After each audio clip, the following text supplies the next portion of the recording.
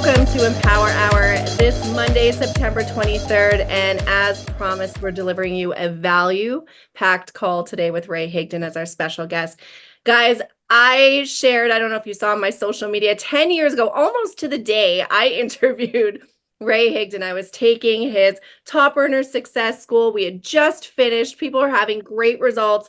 And I think that was back around the time you and Jessica had just first started going into the training side of network marketing. I did her 10K formula for social media.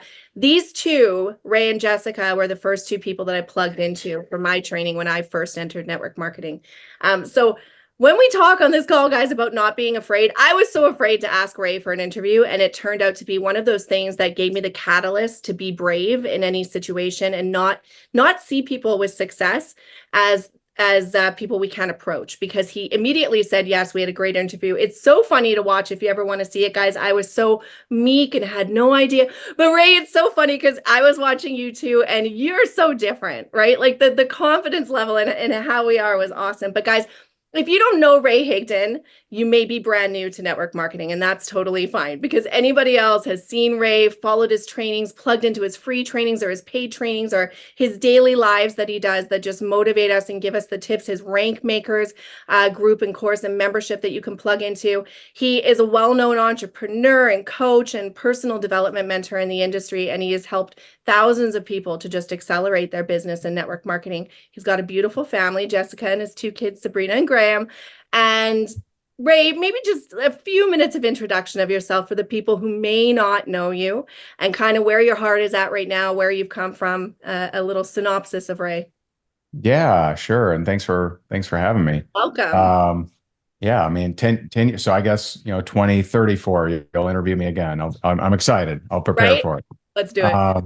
And so, yeah, so when I came to network marketing, well, I should say when I got serious about network marketing, okay, because I had failed in a bunch of companies. I had tried a lot of different things and they just, hadn't worked. And it wasn't a company problem, it was a me problem. And when I got serious about network marketing, this was after losing everything in real estate. So I was $1 million in debt, personal foreclosure, went through a divorce, very depressed for like a year. And so I didn't have a lot. I didn't have any kind of momentum or anything. But actually, the switch for me, interestingly enough, was forgiving my dad. And I grew up in a abusive home, didn't have the greatest relationship with my dad, and I forgave him. The next week, I got introduced to a network marketing company, and I just made a decision that I was gonna make it happen. I did become the number one income earner of that company, made millions with that company before I ever coached or trained anybody. And so, by 2013, I had been the number one earner of that company for 4 years, and and then eventually, retired from that position and just focused on coaching and training. And so we started Rank Makers, which you mentioned. Since 2018, we've helped network marketers bring in over 300,000 new customers, 71,000 new reps, and achieve 14,000 rank advances, and been able to do some really cool stuff. Been able to help a lot of 6, 7, 8 figure earners, work with a lot of companies. Right now, I'm either working with or speaking for, I think, 6 different, pretty decent sized companies, and we just love what we do.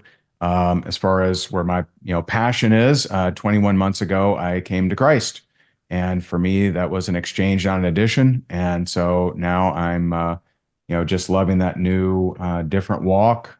So still teaching strategies, tactics, etc., but more in a, just a little bit different way, and helping people find their connection with their Heavenly Father as well. So it's been a lot of fun. Absolutely. And you know what? Like, I admire you for doing so, because there's so many times, and I actually wasn't going to start with this question or this topic, but having you say that, there's a lot of times where people say, don't bring that into business. Just keep that to the side, right? And you've been so just not, I don't want to say loud about it, but just so honest about it. This is who I Hmm. am now, take it or leave it. Right. And I really do admire that, because when we talk about branding and we talk about being you and we talk about, don't change who you are to bend to what you think people want you to be, you're sticking to that right now. And I Yeah. love that. And I can see that it's bringing new people to you. Is that what you felt?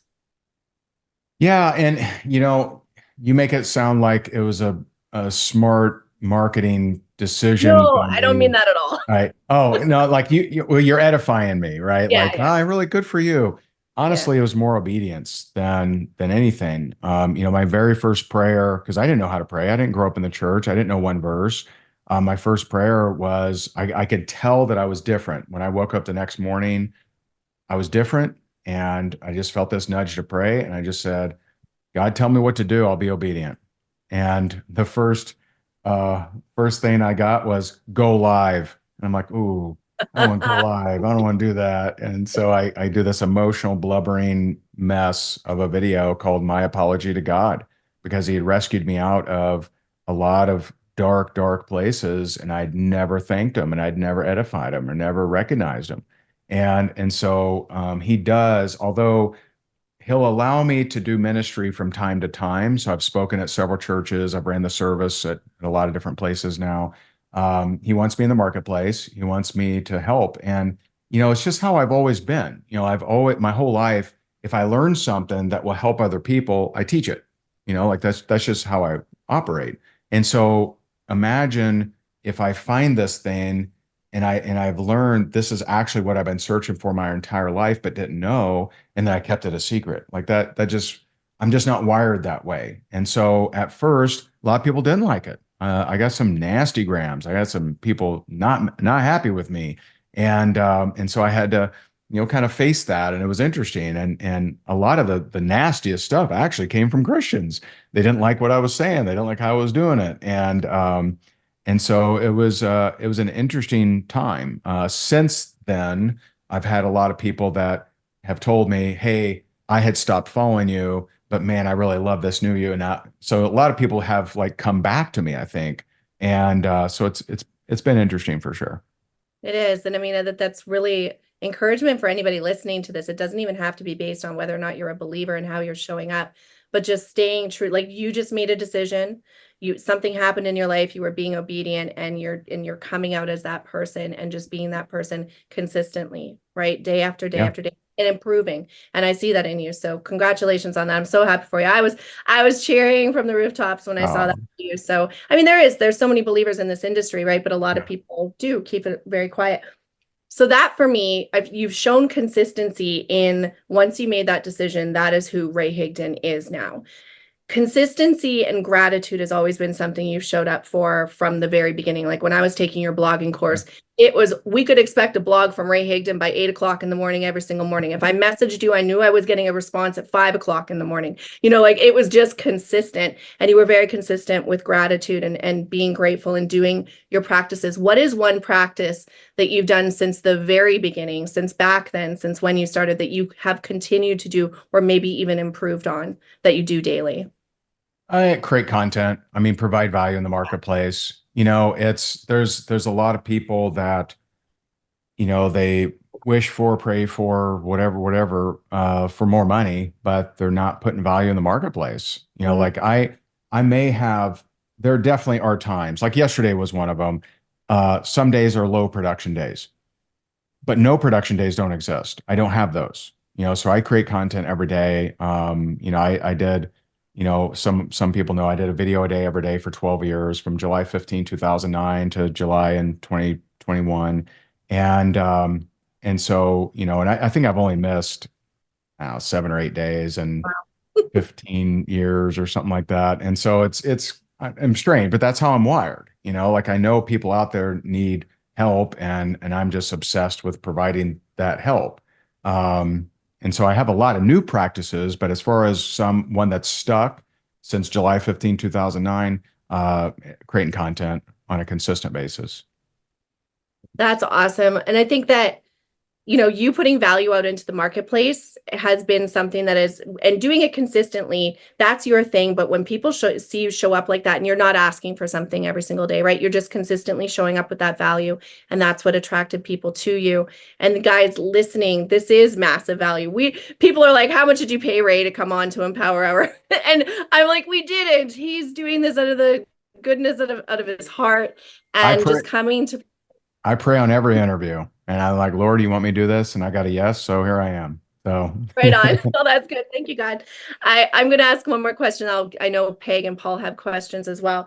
Um, when it comes to posture, right now we're in kind of a tricky, and I know Paul's going to get into that a question there, but posture was always your thing. I loved your answers to stuff like that's weird. If somebody would say, "Oh, you're in one of those things," yeah, that's that's weird that you would say that. Like just that, like you flip it back on them, right? Posture right now for people. It's after COVID, we had an overflow of people coming into network marketing, yeah.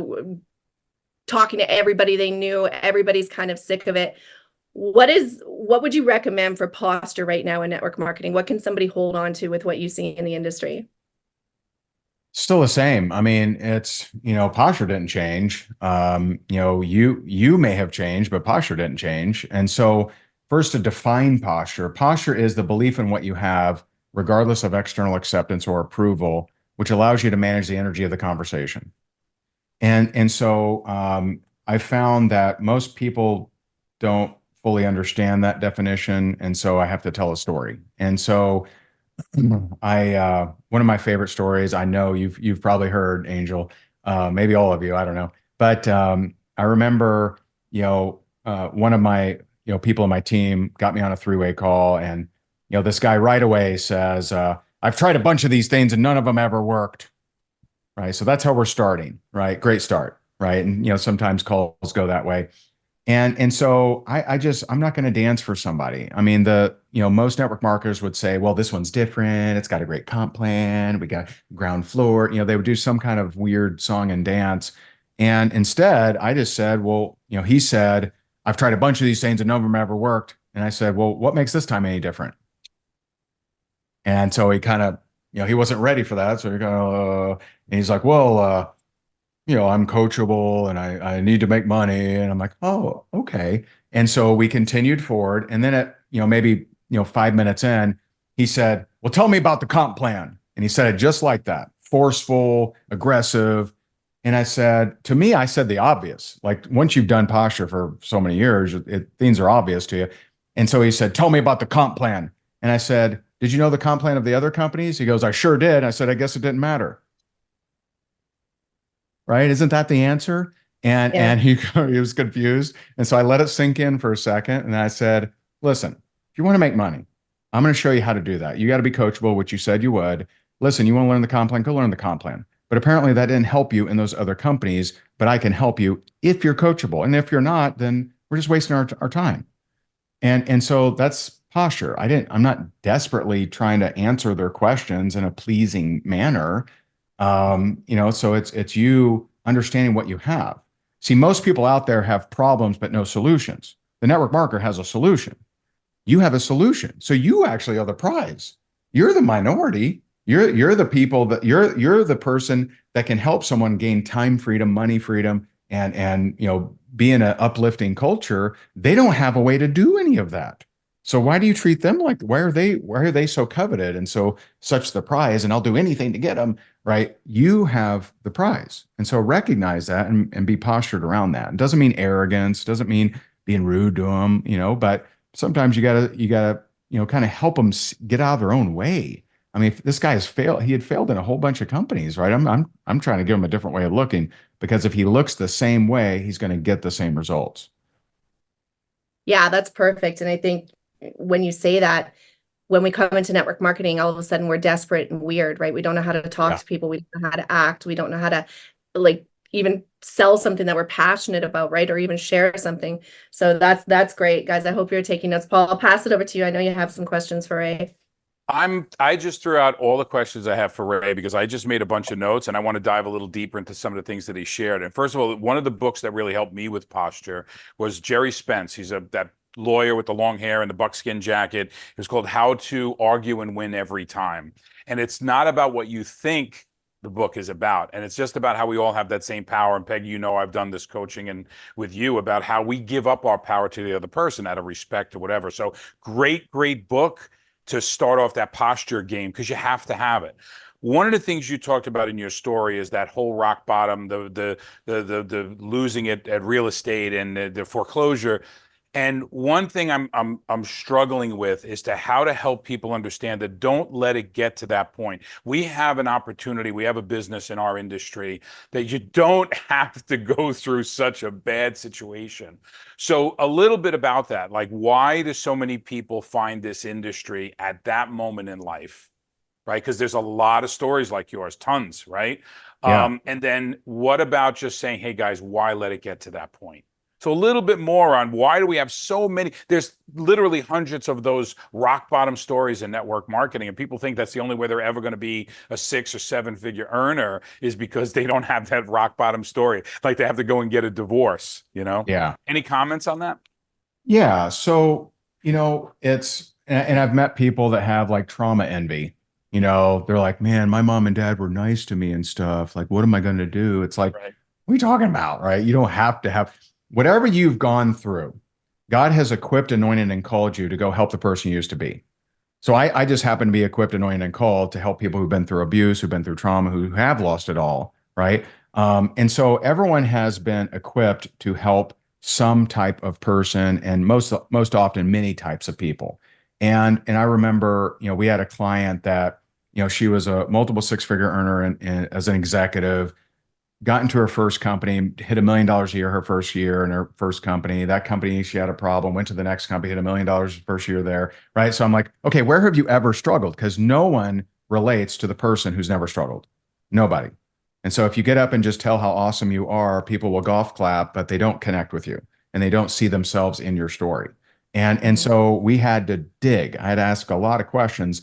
But as a little girl, she was with her, I think 5 or 6 different, siblings, and she remembers her mom and dad divvying up a can of beans and arguing about money. And she vowed as a little girl that she would never struggle with money. See, that's a powerful story. And so everyone has a powerful story, and you are equipped to go and help someone. It doesn't have to be some, drastic thing. So certainly don't go lose it all to try to have a great story. God allows us to go through certain things because, quite frankly, I needed it. I was an arrogant jerk when I was in real estate. I needed to be humbled. I needed to lose it all. It's one of the greatest things that happened to me. And in fact, I don't regret or wish that I didn't go through child abuse because it allowed me to connect and relate with when I go and speak with kids in foster care. When I walk up there, they kind of give me this look like, who's this guy? 2 stories in, they're like, oh, okay, this guy gets me, right? When I Right. talk about abuse. And so whatever you've gone through is just an equipping, right? And so you shouldn't desire, I sure wish I went through more, right? You should say, okay, let me look backwards and see, who am I called to help? Who am I equipped, anointed, and called? Who do I have confident that I can help? And anything you've escaped out of it, anything you've grown through, anything you survived, you now have confidence to go and help people that are going through that same thing or have gone through that same thing. And so, yeah, certainly you don't let yourself, you know, become worse off, for some reason or anything. And you don't have to have a struggle story. But there are things that you overcame. Guaranteed. There's Exactly. something. Is exactly right. And I was hoping that's exactly where you're going to go. The wait what moment. Everybody's got a wait what. Wait, what? What happened to you? That Yeah. wait what moment in your story. Just go look and find it. So that's exactly where I thought you were going to go, and I appreciate it. The Yeah. next thing is when you found your faith, right? And you said that there was a lot of haters there with the faith thing. So what about people when they either lead with their faith or lead with their political aspirations? One of the things I tell people is if you recruit every Christian into your downline, then we'll coach you on how to go after the non-Christians and the heathens, right? We'll give you a system for that. So don't worry about turning off like the majority because we have to niche play, right? So a Mm. little bit about that because that had to be a thought process for you, right? I mean, you had to get kicked in the pants for you to say, no, I'm going all in on Christ. But there had to be some moments that, wait a second, Ray Higdon, the brand, this is going to shock a lot of people, right? Yeah. So a little I bit mean, more on that there's, and how people should embrace what happens to them. yeah, yeah, there's been a lot of those moments, in that the way that God wired me is I'm just a very all in guy. My first week with Christ, I had a Hebrew mentor, an Aramaic mentor, went to Israel for the Holy Land, Holy Land. And I was there on October 7th when war broke out. So it was, just crazy. I've had some crazy experiences. And, one of the wilder times is, I was asked to do this training for my friend Donna Johnson, one of the, biggest leaders in all of network marketing. And she had a group in Arizona, 500 leaders. They had to earn, the right to go there.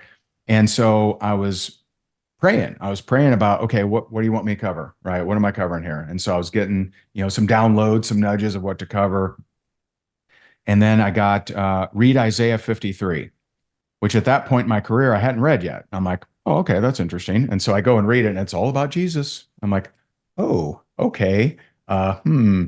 And she had told me, she goes, hey, whatever Holy Spirit puts on you, go ahead and say it. We'll have Orthodox Jewish, New Age, non-believers, and some Christians. I'm like, oh, great. And so I go there, and in prayer, I got read Isaiah 53 and do an altar call. And I'm like, oh my God, really? Like, this isn't even a Christian business event. It's a business event. It's not even a Christian business event. And I've just been ridiculously obedient. And so I read it very shakily. I do an altar call. We bring people to Christ. We baptize one lady in the hotel pool.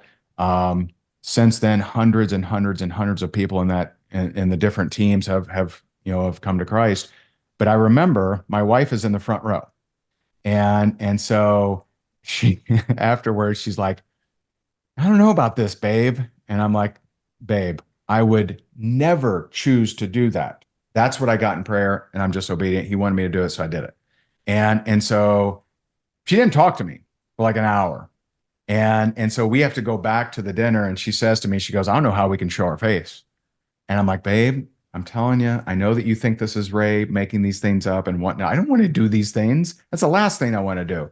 And so I'm like, babe, if he asks me to do it, he's going to cover it. So we go back to dinner, and we sit with Donna, and she goes, I've gotten some, complaints. I've had some people reach out, but thank you for your obedience. While I was up there, she got into prayer and said, Lord, am I supposed to do something? And in prayer, she got, it's not your event, let him finish. Mm. And so, like, all I know is obedience, and what it looks like to me is very uncomfortable.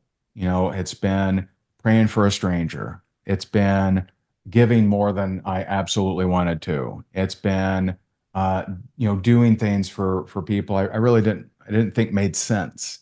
But on the other side of obedience has always been a payoff, has always been some kind of empowerment, gift.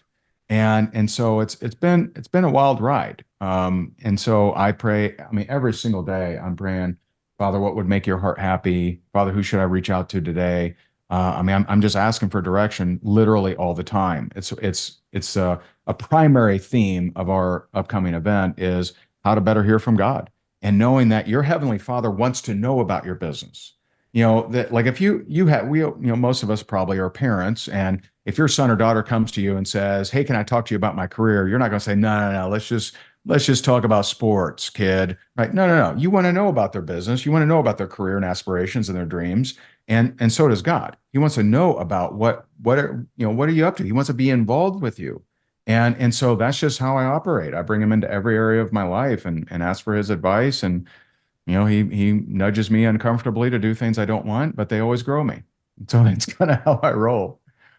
So that's beautiful. And I think people need to understand that if you drive somewhere to your convictions, yeah, you're not going to get everybody, but this business is not about everybody. It never Yeah. was about everybody. We had Tanya Lies on a couple of weeks ago, and she talked about niche marketing. If your products are good for people to 18 to 85, and you're trying to get that whole swath of people 18 to 85, you'll get no one.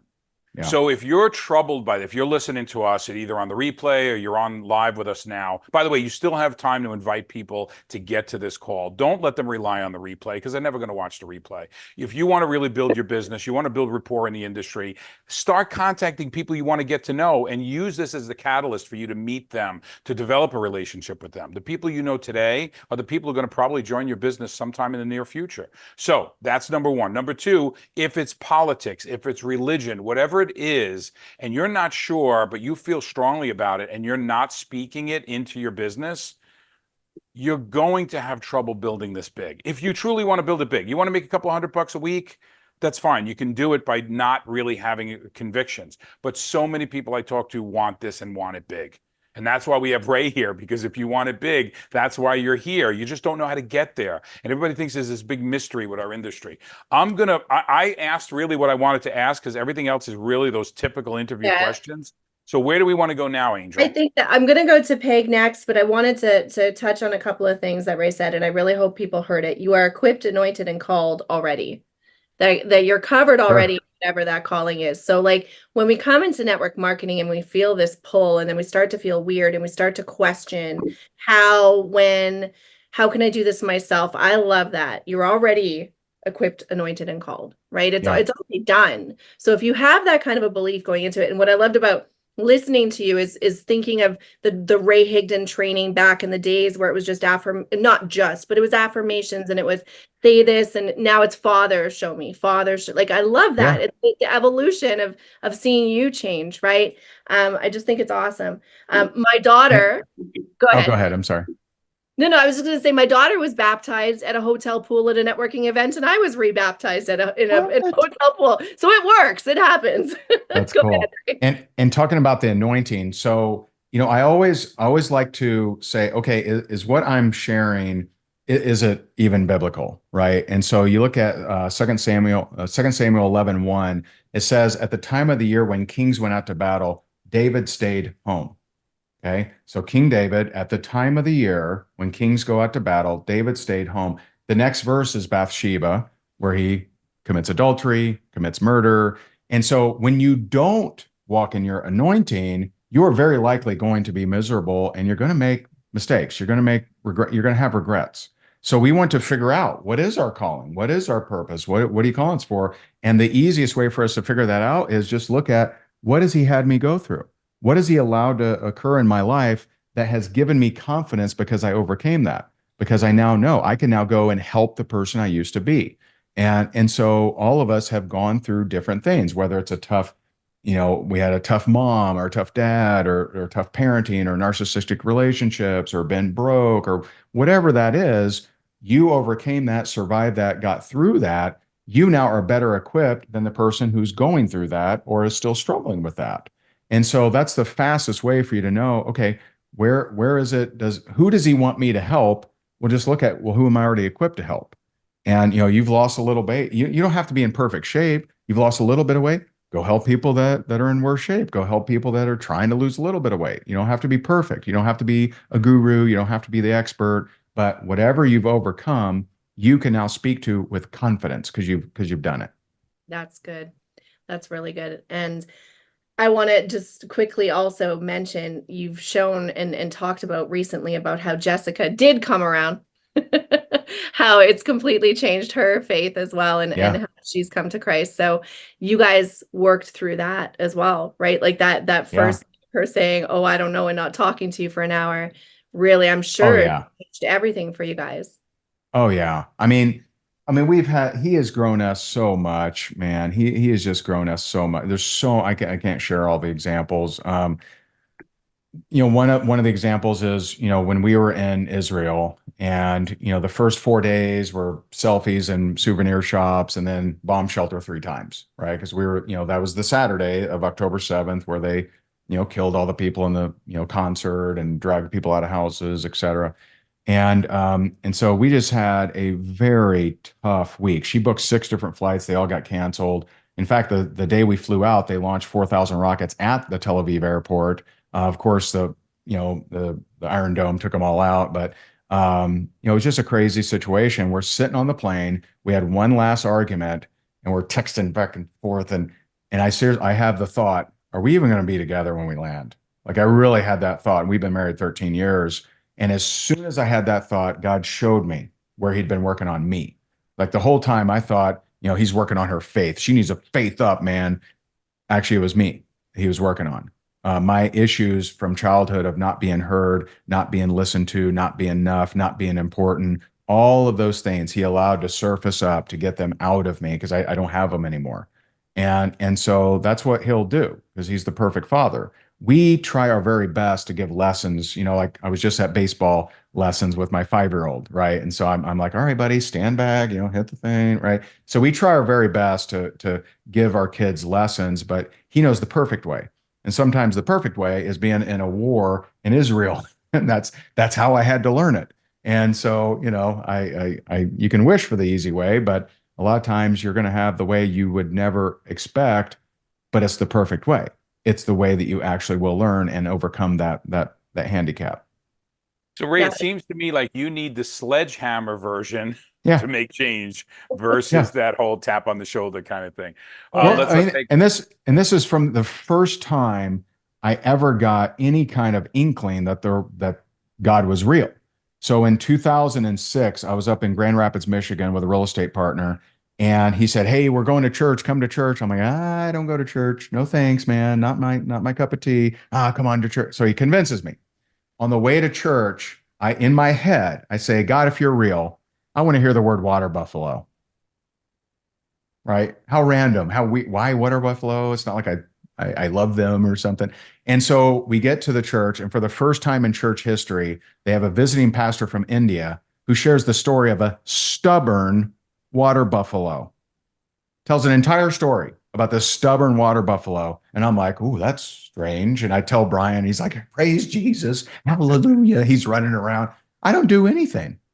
I ask for a crazy sign. I get it perfectly. I don't do anything with it. I literally change nothing. And I'd forgotten that story until I came to Christ in 2022. I didn't even remember it. And so it's just wild, So yes, I do need a sledgehammer sometimes, apparently. Here's your sign. Yeah, here's my sign. Peg, what you got? That is wild. I love that story. Thank you Yeah. for sharing that, Ray.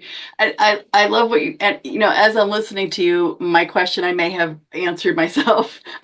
You're talking about being equipped, who you're equipped to help, right? And I really feel like strongly that I know who I'm equipped to help. And interestingly, I had my daughter was home from across the country this weekend, and she made a comment to me that really hit me deeply. That she said that she'd never in her life seen anyone change the way I had in the past several years. Just Wow. going from being so stressed and struggling and always worrying about things to being so confident and calm and she was definitely attributing it to my business, to what I've been through and to what I've learned. So I really feel like that's who I was, the person in hot water, that I was the frog, that you're turning up the heat, and I didn't know how deeply my life previously was affecting not just me, but my family. Mm. That's what really hit me when she shared that with me. So I guess my question is, I have my story, and I feel like I know who I'm equipped to help, but how can I help people like me who was struggling, just getting by, and really didn't have a full grasp on the effect of that? Like, how can I, without feeling like I'm here, come sit on my psychiatrist couch, right? Yeah. Help people to really see how it's affecting them. Yeah. So it's not I must become successful before I impact people. And a lot of people have that way of thinking. And how will one do that? How does one achieve a result, which is money and success, by not doing what precedes the result, right? And so I probably did 200 videos from the house that I was in foreclosure in. Now I didn't wear it like, hey, still in foreclosure, Ray Higdon here. Like I didn't share that, but I just focused on them. I focused on value. How can I help them? How, what are they struggling with? I didn't focus on my stuff because who cares? No one cared. No one cares about your problems until you're out of them. Then they care about the story. Right. And so like I didn't say, hey, I'm really struggling, guys, could really use a sale here, because that doesn't work. Desperation doesn't work. Need doesn't work. Value works. And so it's interesting that, people will wish and pray for money all the time, but they're not putting value in the marketplace. It's like, I can wish and pray for 6-pack abs, but if I'm still eating jelly donuts, I ain't gonna get them. And it wouldn't even make sense. Like no one eating jelly donuts every day is saying, "Lord, please give me 6-pack abs. I just really want them." Like they know that that's ridiculous. But there's people all day long that don't provide any value to the marketplace. They don't put any value out there at all. They don't write articles, they don't do short videos, they don't do TikTok, they don't do anything, but they pray for money because they think it's just something to be won, or it's something to be, I don't know, just received, right? It's no, you have to go out there. The marketplace responds to value. And so, create so much value. It's like, I love, there's a Steve Martin interview out there, and he said, he'll be in Hollywood, he'll be at a cocktail party or something, and eventually, every time, someone will come up and be like, "Hey, Steve, hey, I'm a budding actor or actress, and hey, you got any tips for me? Do you got any jobs or anything? And you got any tips?" And he said, "Yeah, come here. Be so good they can't ignore you." And they're like, "Oh, thanks." Right? No one wants to hear that. No one wants to hear be better at your craft. No one wants to hear, like, go serve more people. They want to, I want the result, Ray. Well, it's a result. And so it's, do the things that would get you that result. Go provide value. Go, the Bible says, go have a diligent hand. A diligent hand makes offers. A diligent hand meets people. A diligent hand lifts people up. Like, go have a diligent hand. Most people have a very slack hand. They're not doing the work, but they want the results. They're not, slumbering during, the time of work, but they want in harvest time. That doesn't work. And so you got to look at, what have you overcome? What have you survived? What have you progressed through? Maybe you're the mom of triplets. Maybe you're the divorced dad. Maybe you're the single dad, whatever, right? There are people out there that need your help. And I remember one last quick story. I got a good friend of mine. He was, when I talked to him many years ago, he does millions and millions now, but back then he was a realtor and he was doing about $200,000 a year, which for, most realtors, that's, pretty decent. And I said, "Dude, you need to like create videos and content and ebooks and courses and stuff." And his answer, very typical answer, was, "There's a lot of people who do better than me." I'm like, "Yeah, they're not your target. It's all the people not doing better than you. It's all the people that you're doing better than. And there are lots of them." And so, that's the key, is a lot of times, like, if someone looks at, well, how do I do TikTok? Well, there are people, there's Mr. Beast, there's this guy that has 1 billion followers. Those aren't your clients. Those aren't your targets. It's all the moms and pops and the grandpas that have no clue about TikTok, right? Teach them a little bit. You're better off than they are. You're one step ahead. And, they did a interview with Frank Abagnale from, it's a true story, from Catch Me If You Can. Catch Me If You Can. And, this guy, didn't finish, I don't think he finished high school, yet he was impersonating a college calculus professor. And he was teaching calculus. And they're like, "How'd you do that?" And he goes, "Oh, I just read the chapter the night before." So he was not a guru, not a PhD, not a genius at that. He was just one step ahead. That's all he was. And he was able to impersonate a college calculus professor, having known nothing, right? And so if we're one step ahead, all of those people who are one step behind us, we're called to help. We're called to lift them up. And that's, by the way, also biblical. Judges 3:1-2 says, "The Lord allowed the Israelites to experience war so that they could go and help other people who had not experienced war." So we're called to help people with the stuff that we've been through. So we're already equipped. We're already ready. Just go and do it. Go and serve. Yeah. Love Peg, that. Thank you. Peg, you have done such a great job with providing value on your TikToks. I mean, you're the TikTok queen of what we do, but you're doing that. You're doing that every single day. It's taking that one step further. So I think what Ray was saying, and I want to make sure people got this, because I got it and I wrote it down twice, actually. So, hey, when you get the question about how much money are you making, or you get the question of, well, how well are you doing? How many people have you put into business? You default down to that. Well, if they're making zero and you made $25 last week, that's who your target audience is. And it continues to grow. When people would ask me, well, how did you recruit all of these top producers in your team? I said, well, I started out with the Z players and eventually worked me up to the A players, and then make room for them. But you got to be working with the people that you can provide something to. I think people need to understand that, right? The other thing is the whole Bible thing.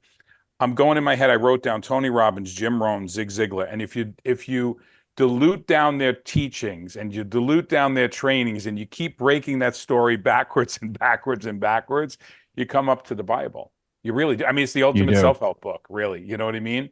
I mean, I think Yeah. people wrap this in different bows and, add different bells and whistles to it, but I think a lot of it's already there. Yeah. Yeah. Like, so, every day I read, I read a little bit, every day, but, today is the, 23rd. Proverbs 23:4 says, work not to get rich, cease from your own understanding. And so you hear that and you're like, oh, we're not supposed to be rich. No. That's not the purpose. The purpose of work is not to get rich, is to serve others. Right. But if you look at Zig Ziglar, who was a Christian, he said, money doesn't create happiness, but everyone wants to find out for themselves.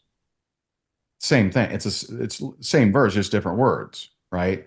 And so I know, for me, I mean, I generate over $30 million in commissions and online sales, and I thought that would make me feel really good and make me feel worthy and make me feel all my wounds, and all it did was make me wonder, is this it? Is this all there is? And so I'm trying to save some people some time, because it's okay to have 30 million. It's okay to have 100 billion, whatever you want. The deal isn't to not have, it's to not let it have you. And for you not to be ruled by something that's a resource that you're associating as a source. Most people associate money as a source, identity, safety, security, significance, status. If they don't have much of it, they're emotionally, destroyed. And so it's a resource, right? And so just to see it in that light, and it doesn't have such a grip over you. So go have a whole bunch of it and go use it. Be a cheerful giver, be generous, and crush it, make it happen. Be a good steward of it. If you're not a good steward of it, he's going to take that away from you, because he wants you to become a good steward of it. And ask me how I know. And and so it's just getting better. You shared that. So marry the process, divorce the outcome. Angel, back to you. Yeah, I be so good they can't ignore you. I love that. I'm like, okay, I want to get like a frame that, and I want to see it every single day. Angel, you are that good, and you are that good. Thanks, Paul. But I mean, that's really Ray. Like, guys listening, Ray shared that he did a video consistently since 2009. That's 15 years ago that he started building his brand, building his consistency, building his value out in the marketplace. Imagine where you could be 5 years from now if you followed what Ray did. If you could have a third of where Ray got right now, would that be worth it? Right? We have to focus on the long-term play. And I love what you said about money. And I'm going back even to when you were sharing about the stories and the struggle, and not coming across as this perfect person or this successful person that people can't relate to. When I first got introduced to network marketing, I spent 7 nights studying it. My kids would go to bed, I'd study it, because I didn't want to be one of those people. And it was finding people like you and other stories of other leaders and companies, but hearing the story behind the success that made me go, this is my people. And I want what they have, because I grew up with a poverty mindset. I was in a toxic marriage at that time. I was broken, looking for hope. And so listening to successful people tell me how rich they were and how, what level in the company they were, I don't care. How do I relate to you? Can I do this? Right? So that was huge.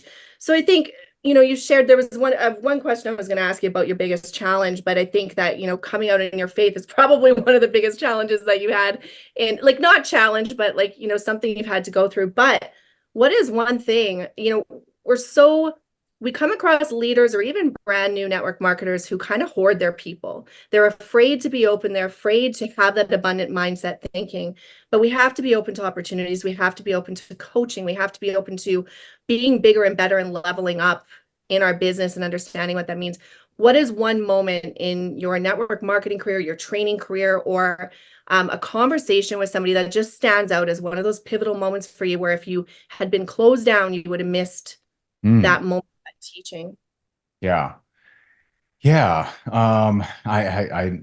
know it right away. So I'll set it up though.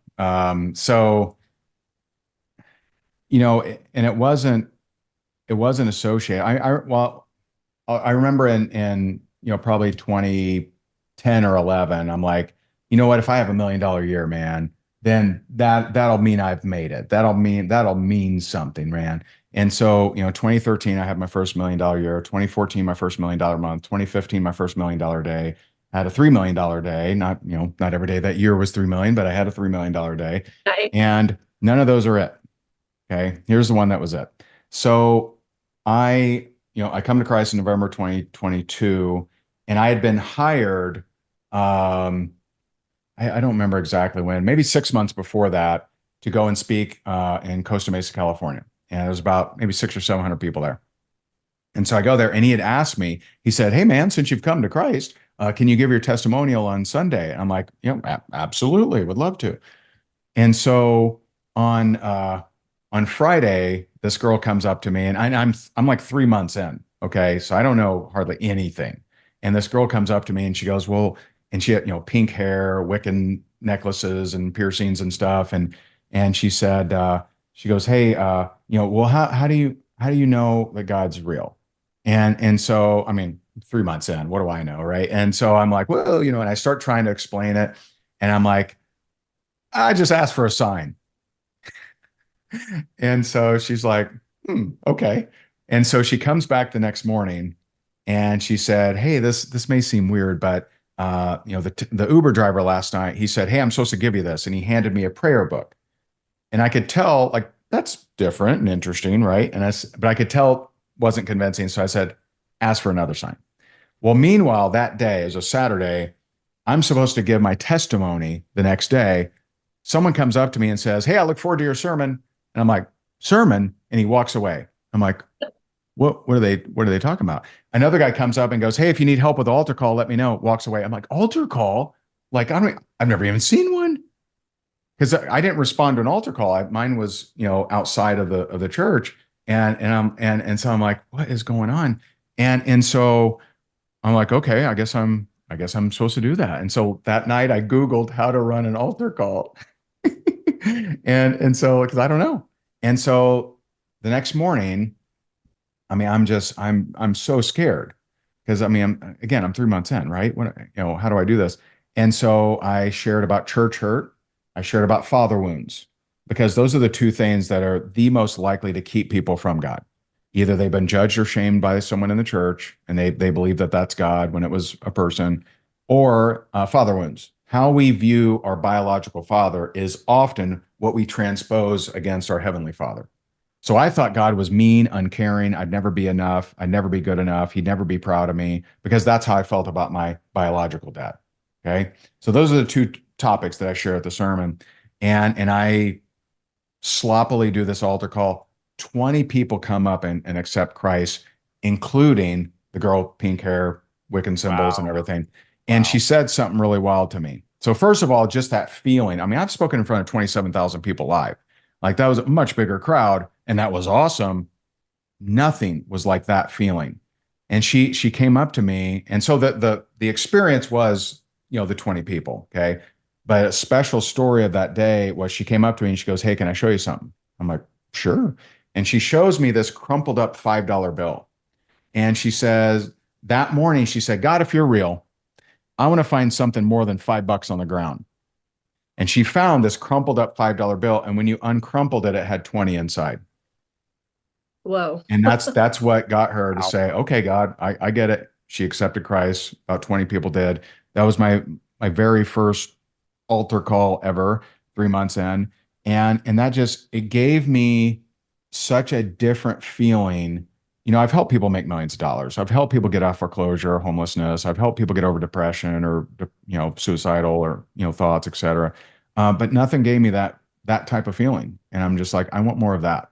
And so I'm like, "God, please give me this opportunity more and more." And he has. And so again, I'm not called. He doesn't want me in ministry. He's told me that many times.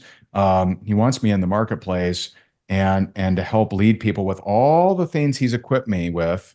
He wants me to be someone of value, to value others, and to tell them the source of my hope, and to do it with love, to not do it with, judgment or shaming or beating them over the head with the Bible, but to do it with love, and that every soul is valuable. And so that is a moment that I will forever cherish. I just And you want to can take, share.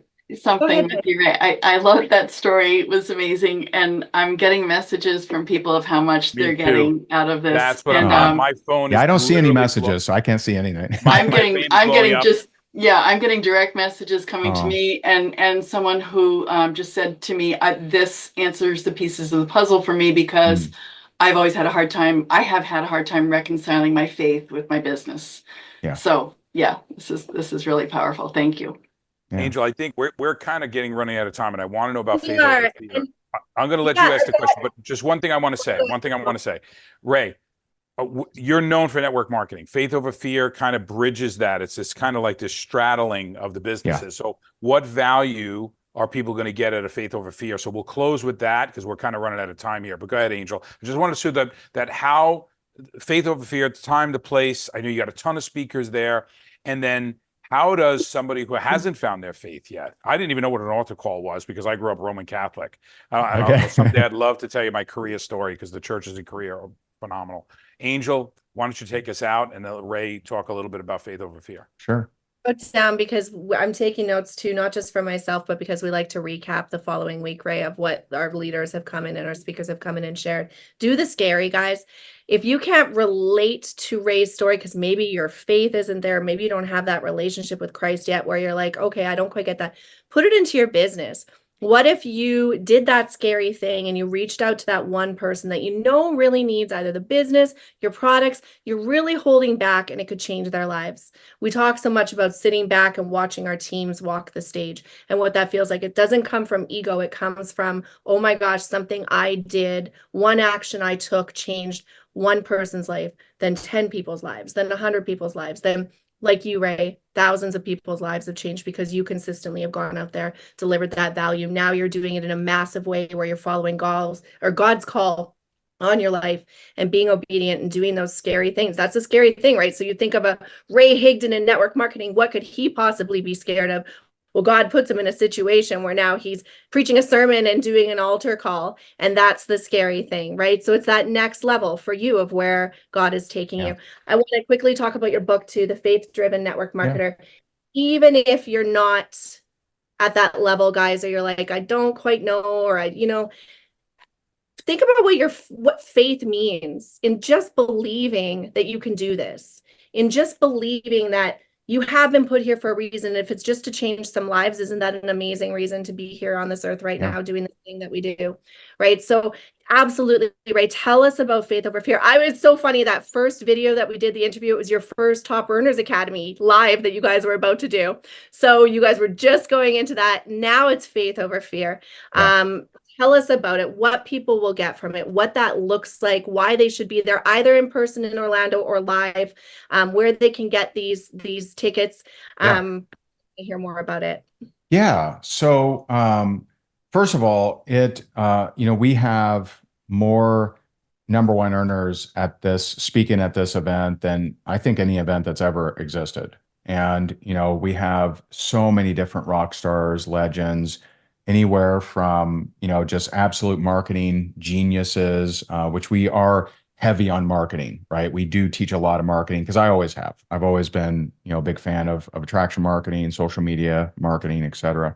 And so when a couple weeks ago, I got into a more lengthy prayer and I said, Father, what would make your heart happy about Faith Over Fear Live? And what he's given me the marching orders for is for everyone that attends this event to better learn and hear from God regarding their business and career. See, I don't do an interview. I don't read a book. I don't go to a meeting. I don't work with anyone unless I'm getting that in prayer. In fact, every one of the speakers, I didn't pick. I prayed. And I'm like, hey, should they speak? No. Okay, great. Should they really them? Okay. And and so this isn't Ray's picking here. And so there are two marching orders. Number one, to help people better hear from God regarding their business and their career.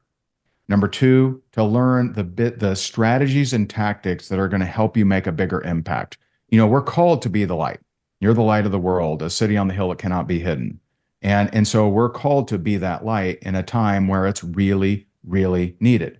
And someone asked me, I was speaking in Salt Lake this last week, and someone said, well, what if you're not sure about God? And I said, listen, we all have we are all wired to crave a connection with our Heavenly Father. We will try to, find it in other places and love or, sex or drugs or fame or money or whatever, right? And I tried finding it in all kinds of, different things too, but it all wasn't fulfilling. And so we're going to teach you how to have a better connection with Him, and what are the strategies that you'll walk away equipped with to go and grow your business. And so you can learn more at faithoverfearlive.com. But it's in Orlando next month. And we have people coming from all over the world, Australia, Singapore, Malaysia, England, all over. And we're really, really excited about that. We haven't yet. We will, toward probably the beginning of October, open it up for live stream. Right now, it's in-person tickets are available only. And I would just encourage you to if you can be unreasonable, and get there, and most people they want an unreasonable result. They want to go from, like, in 2009, I made $19,000. 2010, I made $350,000. The next year, 700,000, then 1.2, then, went on and on and on. And so people want an unreasonable result always, but they don't want to be unreasonable. See, it's reasonable to not travel. It's reasonable to watch from home. It's reasonable to not get a hotel, to not book the air flight, to say how inconvenient it is. That's all reasonable. And so if you have reasonable goals, stick with operating at a reasonable level. If you have unreasonable goals, then you're going to have to do something. You're going to have to sow some seed. You're going to have to put some in the ground. You're going to have to step up and show what is your energy you're actually putting towards your goals. And I would just encourage people to get there in person. If you absolutely cannot, then, beginning of October, we'll open it up for virtual tickets. And what are the exact dates again, Ray? October 31st to November 3rd. And these are the dates that I also didn't choose. So think about this, not just Halloween, but right before election. Right. So right. has there ever been a time in history that more light was needed during that period? True. And so we're going to have a wings and bling party. It's going to be a lot of fun. There's a lot of kids stuff to do in Orlando, of course. Sure. And so, we're excited. We can't wait. It's interesting to me that this is the dates that the hotel had available, and this is the dates the Lord wanted. So that's what we're doing. Wow. Hey, what I'm going to do is this. I'm going to pick, guys, if you're watching this now, not a replay, if you're live here now, and I took a picture of everybody who's here, I'm going to pick up 3 copies of Faith Over Fear. And then, Ray, I want to recommend 3 other books that you have, or another book that you have that I could get people, because I think maybe if they read it, it just may make a difference for them. So, I mean, we know Faith Over Fear, right? So that book, right? Faith-Driven Network Marketer. I'm sorry. This is the newest.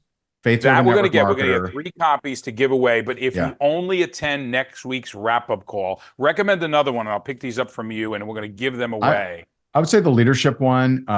Basically, I took what I've done with 500 plus 6, 7, 8 figure earners, and I put it in a 100-page book. And so a lot of people have gotten value from that as well. So we're going to do 3 sets of those. Ray, I'll figure out. I'll go online or whatever. We'll pick them up. We're going to get 3 sets of those, and we're going to give it away. You show up next week to the call when we do the Ray wrap-up call, just like we did with Tanya, the Ray wrap-up call, and we're going to give them away then. But you have to have been here tonight. And if you're not, if you know somebody who wasn't here tonight and they really want the books, tell them to get on the next call. I mean, let's just really understand the value of the call. Ray, thank you so much. I'm going to let Angel take us out with you. Thank you so much. I know you're here because of your relationship with Angel going back 11 years or so. Sure. We really appreciate it. We actually did meet a couple of times before. I was actually at your house one time. But I thought I'd met you, but I wasn't positive. We met, and we talked about with the guy Rocco. Remember the kid Rocco? Okay, Rocco. Yes. Exactly. I knew we had, but I was trying to. And you were very gracious. You were very gracious. I was forced down your throat, but you were extremely gracious. We'll talk about that someday. It was perfect. Okay. No, Ray, we appreciate you so much and taking some time out for our community to deliver this value. So much notes, so much stuff to cover next week. And thank you for just always being you, for showing us what that looks like, no matter how your life changes, how circumstances in your life change. They may go up, they may go down, right? It Yeah. doesn't mean that they're always going up. They go up and down, and we have to be able to put ourselves into those situations and still be confident in what we have, especially here as a community in network marketing. And I think that what people find here are people like you and leaders in this profession that are saying, hey, I'm not perfect. This is what I've gone through. This is what I've been able to achieve. And it sets that standard, guys, for you to look forward to and to look up to, but also know that people of Ray's quality come and just share the value and just want to still continue to help people without being paid for it, without, getting anything in return. But hopefully in return, a lot of you guys are going to go to Faith Over Fear in Orlando. I think that that's going to be just a massively insane movement happening there. I can imagine the energy in that room for those. A lot of familiar names on that dais. A lot of familiar names up there. Yeah. So guys, and if not, worst case, get the book and tune into Ray's training. You can find him, Ray Higdon, on Facebook and Instagram. And are you on TikTok? I don't spend much time on TikTok. I have an account I don't really tell people about, Okay. but it's been like, here's a funny thing about TikTok. I have a fake account, has more followers than me. All he does is take my stuff. Apparently he's better at it than me. And so like there's a fake account. He tries to sell Bitcoin to everyone that connects with him. And he uses all my stuff, and it doesn't matter how many times we complain about it. So I do, but it's a little hidden. That's so funny. That is so funny. Well, thank you so much. And, just your growth over these years has been phenomenal, but thank you for everything you pour into this industry every single day. You're up for us, and we appreciate it. And guys, thank you all who came and joined us. Again, make sure to share this replay when it comes out with people who need to hear what Ray just shared. Very powerful. I got a couple of aha moments for myself, so that was really cool. And awesome. Thank you. So we will talk again. I really want to get to Faith Over Fear. Paul and I have to go to Mexico in October, and I'm like, okay, we got to make sure these dates. I was just going to say that, but I wasn't going to say it live. We're building in Mexico. We're just doing a pre-launch there, but we'll see if we can make it work. So we're definitely, I'm like, okay. Love to see you. All right, Ray. Thank you so much for your time with us. Thank you, Peg. Thank you, Paul. Love you guys. God bless. Good night, everybody.